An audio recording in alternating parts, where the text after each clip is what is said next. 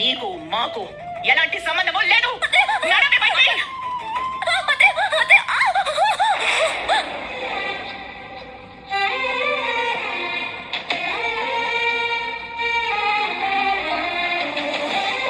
ఏ చాలే, ఇంకెంతసేపు ఇలా పడుకుంటావు? లేచి కొంచెం తిను. వద్దు, నాకు ఆకలిగా లేదు. ఆకలి లేదా లేక డ్రామా చేస్తున్నావా? నువ్వు ఇక్కడ తినకుండా పస్తులుంటే అక్కడ మీ ఇంట్లో వాళ్ళందరూ కన్నీళ్ళు పెట్టుకుంటారు అనుకుంటున్నావా? అంత సీనేం లేదు, లేచి తిను. నేను వాళ్ళ కోసం ఇలా ఉండట్లేదు. వాళ్ళ జాలు నాకేం అవసరం లేదు. నా జీవితం పాడైంది అంటే దాన్ని సరి చేసుకునేది కూడా నేనే. నేను ఊడిపోను. ఎలాగైనా నేను కోరుకున్న జీవితాన్ని దక్కించుకుంటాను. స్పిరిట్ బాగానే ఉంది, కానీ ఖాళీ కడుపుతో యుద్ధాలు గెలవలేవు. ముందు అన్నం తిని తర్వాత ప్లాన్లు వేయి. పాపం మనోజ్ తిన్నాడు లేదు. నీకిప్పుడు కూడా అదే టెన్షనా? అతను ఎప్పుడో తినుంటాడు. అసలే ఆకలి భరించలేడు. పైగా మీ అత్తయ్య ప్రేమగా కూర్చోబెట్టి గోరు ముద్దలు బాగానే తినిపించుంటుంది. ఏంటి, నిజం చెప్తే కోపమా? ఇంతకీ మనోజ్ ఫోన్ చేశాడా? చేయడు. నా మీద ఎంత కోపంగా ఉంటాడో నాకు తెలుసు. కోపం రావడం తప్ప, నువ్వు చేసిన పని అలాంటిది. అయినా మనోజ్ కాబట్టి నిన్ను తిట్టకుండా మౌనంగా ఉన్నాడు. ఇంకెవరైనా అయితే నీ పరిస్థితి ఎలా ఉంటుంది? చాలు, ఇప్పుడు నువ్వు కూడా అదే మొదలు పెట్టుకో. నేను చెప్పేది వింటావా? ఏంటి? మనోజ్కి ఫోన్ చేయి. లేదు, తనే చేయాలి. మళ్ళీ అదేనా? తప్పు నీ వైపు ఉంది, నువ్వే కాల్ చేయాలి. నేను అలా అనలేదు. మరి తనకి నా మీద ప్రేమ ఉంటే తని నన్ను వెతుక్కుంటూ వస్తాడు. ప్రేమంటే ఎవరి ముందు మాట్లాడాలి అన్న పోటీ కాదు రోహిణి. ఇద్దరిలో ఎవరికైతే ఆ బంధం ముఖ్యం అనిపిస్తుందో వాళ్ళే ముందు మాట్లాడతారు. ఈ ఈగో ప్రేమలు చాలా ప్రమాదకరం. తనే కాల్ చేస్తాడని నువ్వే ఎదురు చూస్తున్నావు. నువ్వే కాల్ చేస్తావని తనే ఎదురు చూస్తున్నాడేమో. ఇలా ఇద్దరు ఎదురు చూస్తూ ఉంటే ఎవరు చేస్తారు? నాకు మనోజ్ మీద కోపం లేదు. అయితే నాకు నా మీద కోపం ఉంది, కానీ ఇప్పుడు వెళ్ళి మాట్లాడాలంటే భయంగా ఉంది. తను నన్ను క్షమించకపోతే? క్షమించడని నువ్వే నిర్ణయం తీసుకుంటే అతనికి అవకాశం ఎప్పుడు ఇస్తావు? ఒక్క ఫోన్ కాల్ చేస్తే ఏమవుతుంది? నువ్వు ప్రయత్నమే చేయకుండా కూర్చుంటే ఈ దూరం ఇంకా పెరుగుతుంది. తర్వాత నువ్వు ఒకసారి ఫోన్ చేసి ఉండాల్సింది అని బాధపడాల్సిన పరిస్థితి వస్తుంది.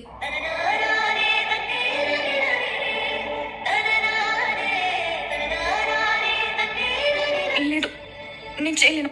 దీన్నే ప్రేమ అనుకుంటున్నావు. నిజానికి ఇది ఈగో, ఇంకొంచెం పిచ్చిదనం. ఏమనుకున్నా పర్వాలేదు, కానీ ఒక్క విషయం మాత్రం నిజం. మనోజ్ నా జీవితంలోకి వచ్చిన తర్వాతే ప్రేమ అంటే ఏంటో తెలిసింది. నేను తనని నిజంగానే ప్రేమిస్తున్నాను.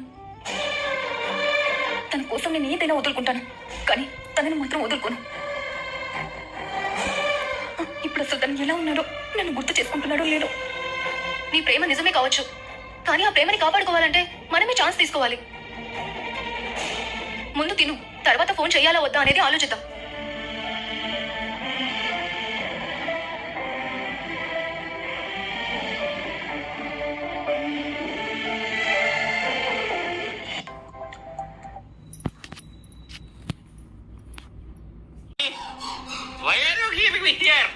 ఇండియన్ టాయిలెట్ లో కూర్చోబెట్టాడు, కూర్చోబెడతారా?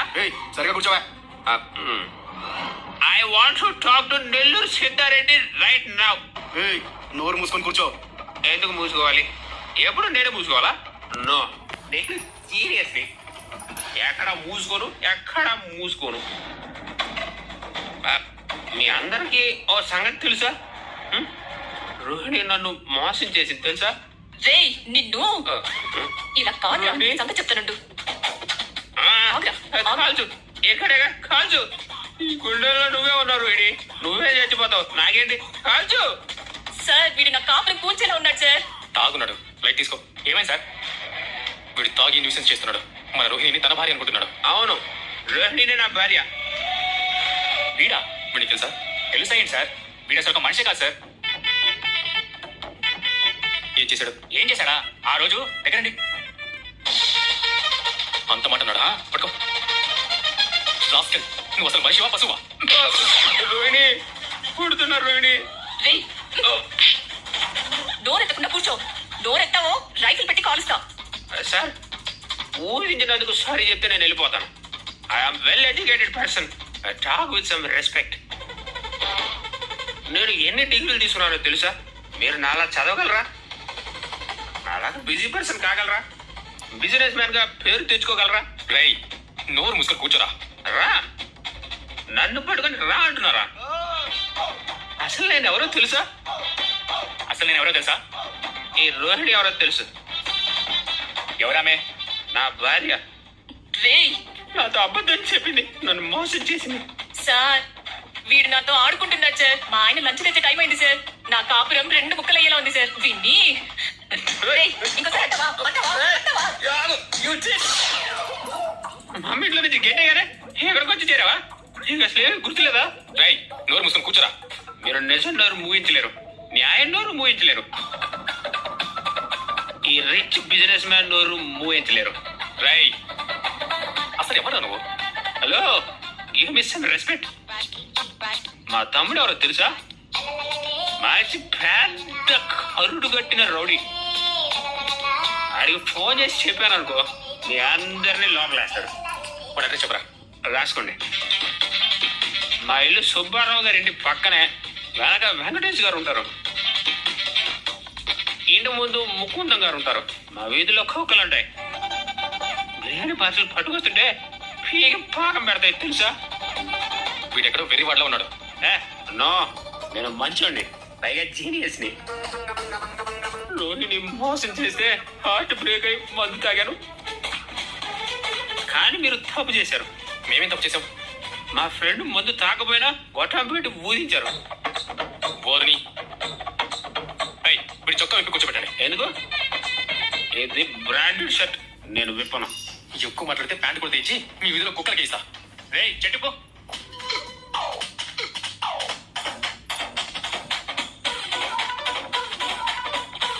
రోహిణి, నన్ను ఎందుకు ఇలా చీట్ చేసావు రోహిణి? ఒరేయ్, ఆగు, నిన్ను. ఆగు. రేయ్, ఆగు, ఆగు. నోరు మూసుకొని కూర్చోవాలి, అంతే కదా? కూర్చుంటాను.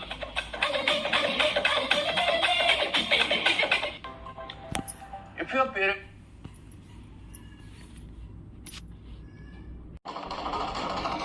బ్రదర్ నువ్వా బ్రదర్? మనోజ్ లేడు. తెలుసు. ఏ పార్క్ వచ్చి పడుకున్నాడా? కాదు, మరి పోలీస్ స్టేషన్లో ఉన్నాడు. లోపలికి రావచ్చా? పోలీసులు ఎందుకు పట్టుకెళ్ళారు? నాకు ఫోన్ చేసి షాప్కి రమ్మని పిలిచాడు. అదే పెద్ద నేరం కాదే. నేను సగం ముక్కే చెప్పాను. ఇంట్లో వాళ్ళ వైఫ్తో జరిగిన గొడవ గురించి చెప్పాడు. అది కూడా నేరం కాదే. బార్కి వెళ్ళి తాగుదావా అన్నాడు. వాడు అలా అన్నాడు. లేదండి, బార్కి వెళ్దాం అన్నాడు. ఎందుకు అన్నాను. తాగుదాం అన్నాడు. ఇలా అన్నాడు, ఇంతే అన్నాడు. ఆ రోజంటే బిజినెస్ పార్టీలో ముంబై ముఖేష్ బలవంతం చేస్తే తాగాడు, కానీ వాడికి అలవాట్లేదు. ఆ ముక్క మనోజ్ తాగిన తర్వాత నాకు అర్థమైంది.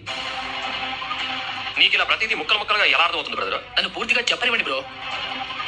ముందు మీ అన్నయ్య పోలీస్ స్టేషన్లో ఎందుకున్నాడో ఆ వివరాలు తెలుసుకోండి. ముక్క ముక్కకి అడ్డుపడితే ఆయన అసలు ముక్క చెప్పలేకపోతున్నారు.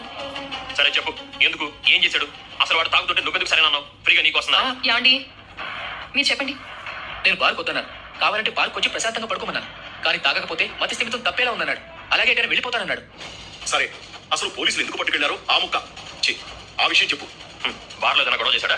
బార్లో గొడవ చేయలేదు, దారిలో చేశాడు. అసలు నీకు ఎంత తాగించాలో తెలీదా? పార్కులో ఎన్ని గంటలు పడుకుంటాడో తెలుసు, కానీ బార్లో అడుగు పెడితే ఎంత తాగుతాడో చెప్పలేను. అందుకే తాగాడు. సరే, బార్లో ఏం జరగలేదు, దారిలో ఏం జరిగింది? దారిలో పోలీసులు కనిపించారు. డ్రంక్ అండ్ డ్రైవ్ కింద కేసు బుక్ చేశారా? ఆహా, బుక్ చేసేవాళ్లే, కానీ మనోజ్ బండి నడపలేదు. ఎందుకు? బండి నాది, పడేస్తే బండికి నాకు డ్యామేజ్ అవుతుందని నేనే నడిపాను. నువ్వు తెలివైన వాడివే కానీ విషయం స్పీడ్ గా చెప్పడం లేదు. ముక్కకు ముక్కకు మధ్య మీరు కామ పెట్టుకుంటూ పోతున్నారు. సరే, నేను తాగలేదు, నేనే బండి నడిపాను. పోలీసులను ఊదమన్నారు, ఊదాను.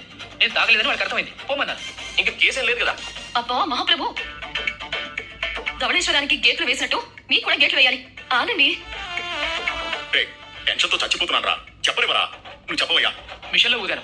ఊదాక మమ్మల్ని ఇద్దరిని వెళ్ళమన్నారు. కానీ మనోజ్ పోలీసుల దగ్గరికి వెళ్ళి మా వాడు తాగలేదు, ఎందుకు ఊదమన్నారు, మీరు సారీ చెప్పండి కూడా చేశాడు. అందుకు పోలీసులు స్టేషన్ తీసుకెళ్లారు.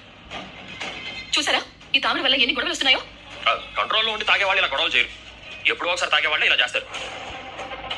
వాడి గురించి మనకు తెలిసిందే కదా, అసలే కోతి. అందులో కళ్ళు తాగింది అన్నట్టు వాడు మామూలుగానే నేను ఒక బిజినెస్ మ్యాన్ ని అంటాడు. అవును, పోలీసులతో వాడు ఒక బిజినెస్ మ్యాన్ ని అని చెప్పలేదా? చెప్పాడు. మరి వదలలేదా? అలా చెప్పినందుకు ఇంకో 2 ఎక్కువ పీకాను. సరే, నేను వెళ్ళొస్తానా? నేను వస్తాను రా. నువ్వెందుకు నాన్న? నేను ఇంట్లో ఉండలేను రా. మావయ్య, నాన్న వస్తే వాడి పరిస్థితిని చూసి బాధపడతాడు. కానీ మావయ్య ఇంట్లో ఉంటే ఆయన మనసు స్థిమితంగా ఉంటుందా? రే, ఒక్క పెగ్గుకి వాడు నాకుంటే బాగుండేది. అసలు పెగ్గే వేసుకోలేదు, మరి ఏకంగా బాటిల్ పైకెత్తి తాగాడు. నా భార్య అన్ని అబద్ధాలు చెప్పిందని ఏడ్చాడు. నీకు ఏడుపు వచ్చిందా? నువ్వు నీ భార్య కన్నా అబద్ధాలే చెప్తూ పాటలు పడుకుంటున్నావు కదా. అయ్యో పదరా. యాండి, మీ నోరు అదుపులో ఉంచుకోండి. ఫోన్ చేసి నిమిషానికి ఒకసారి గుర్తు చేయి. బాలు పదా. పద.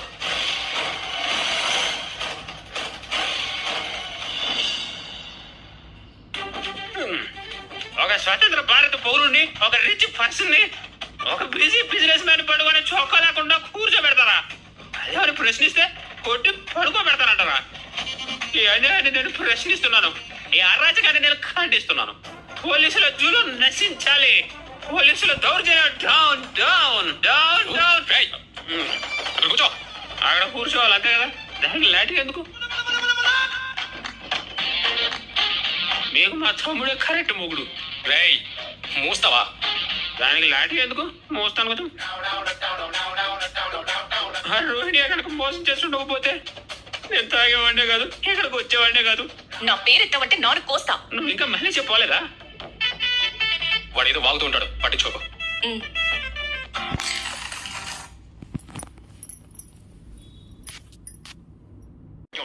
వాడి అమాయకత్వాన్ని నీ ఆవేశాన్ని బ్యాలెన్స్ చేయాలంటే నేను ఉండాలి. పద.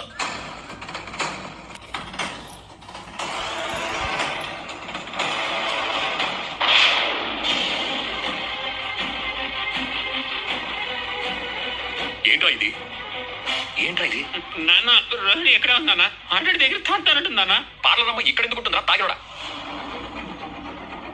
అన్నా మీరా? ఈ చెంపదెబ్బలు తిన్నోడికి తాగుడు అలవాటు ఉందా? వాడికి జీవితంలో తాగుడు అలవాట్లేదన్నా. ఇంట్లో చిన్న సమస్య, దానివల్ల తాగాడు. నువ్వేంటెక్కడా? నువ్వేంట్రా? మనోజ్ మా అన్నయ్య. ఓ, ఇందాక నుంచి నా తమ్ముడు రౌడీ అని చెప్తుంది నీ గురించేనా? నీలాంటి వాళ్ళకి నేను రౌడీని. నా మీద కోపంతో మా అన్నయ్యని అరెస్ట్ చేసావా? వాడు నీ అన్నని ఇప్పుడే తెలిసింది. నీ ఇంట్లో అంతా ఇంతేనా? బాబు లేదు బాబు, మా మనోజ్ ఎప్పుడు ఎవరి జోలికి వెళ్ళాడు. మనస్తాపంతో ఇలాంటి పని చేశాడు తప్ప ఏనాడు మందు జోలికే వెళ్ళాడు. సార్ నాకు అర్థమైంది సార్. అందుకే చాలాసేపు చెప్పి చూశాను. రోడ్డు మీద న్యూసెన్స్ చేస్తుంటే తప్పక తీసుకురావాల్సి వచ్చింది. కానీ వీడు టూ మచ్ చేస్తున్నాడు. కేసు రాసి కోర్టుకు పంపిస్తే తప్ప ఇంకోసారి ఇలా చేయడానికి భయపడతాడు. నేనేమడిగాను? మీ జాబ్ ఏమని అడిగానా? మీ జీతం ఏమని అడిగానా? ఒకసారి కదా అడిగాను. విన్నారా? నేను సారీ చెప్పాలంట. చూడు, వాడు నిజంగానే అమాయకుడు. మనసు బాగోలేక తాగాడు. వాడి కెపాసిటీ మించి తాగాడు. అందుకే అలా మాట్లాడుతున్నాడు. వాడు చాలా చదువుకున్నాడు. అలాంటి పరిస్థితుల్లో నేను చూడలేకపోతున్నాను. వదిలేస్తే తీసుకెళ్ళిపోతాం. కుదరదు. ఆ రోజు వచ్చినప్పుడు ఏం చేశాడో తెలుసు కదా? తెలుసు, కానీ వాడు ఫర్నిచర్ షాప్ ఓనర్ అన్న. షోరూమ్ ఓనర్ అయితే తాగి పోలీసులతో గొడవ పట్టే చూస్తూ ఊరుకుంటారా? వాడు మా లేడీ కానిస్టేబుల్ చూసి చాలా ఏడిపిస్తున్నాడు. ఆ అమ్మాయి నిజంగానే ఏం చేసింది? వాడు అమ్మాయిని ఏడిపించాడంటే నేను నమ్మను. అది కాదు బ్రో, ఆ లేడీ కానిస్టేబుల్ పేరు కూడా రోహిణి అంట. అందువల్ల మనవాడు అక్కడ కనెక్ట్ అయ్యాడు. ఎంత చెప్పినా తన భార్య అనుకుని ఎందుకు మోసం చేసావు అంటున్నాడు.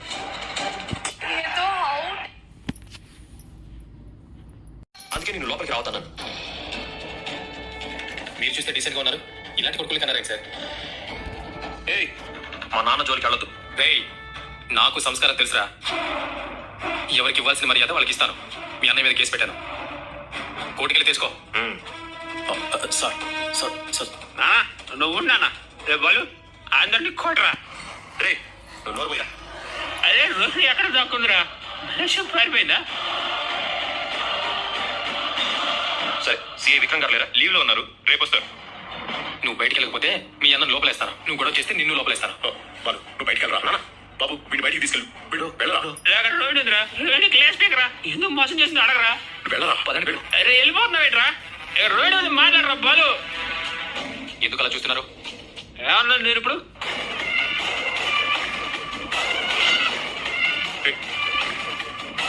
పోతాలే. ఏంటో బిజినెస్ మీద కూడా రక్షణ లేకుండా పోయింది.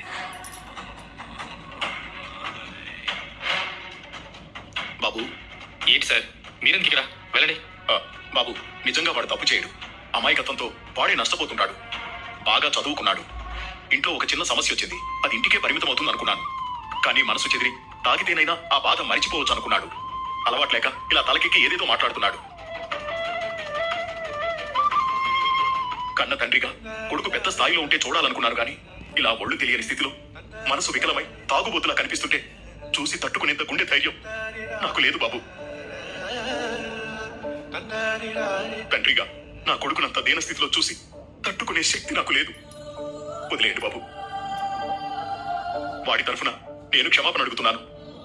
అరుణ్,